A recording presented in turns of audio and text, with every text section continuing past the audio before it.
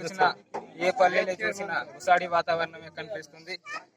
మన ఈ దండారి పండుగ అంటే మన గోండు గ్రామాలకు, మన పల్లెలకే మాత్రమే కాదు, ఆదివాసీ సమాజంలోని ప్రతి ఒక్కరు, ప్రతి వ్యక్తి, చిన్న పెద్ద అనే తేడా లేకుండా ఆడోళ్ళు, మగోళ్ళు, ముసలోళ్ళు ప్రతి ఒక్కరు చాలా సంతోషంగా, చాలా ఉత్సాహంగా, చాలా గొప్పగా ఇందులో ఈ పండుగను స్వీకరించుకుంటారు.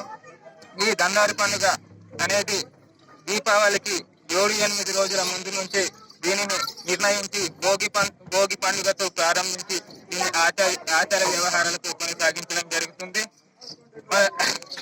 ఈ దండారి పండుగను మనతో, మన గ్రామంతో సంబంధాలు నిర్ణయించిన గ్రామాలకు రావటం జరుగుతుంది.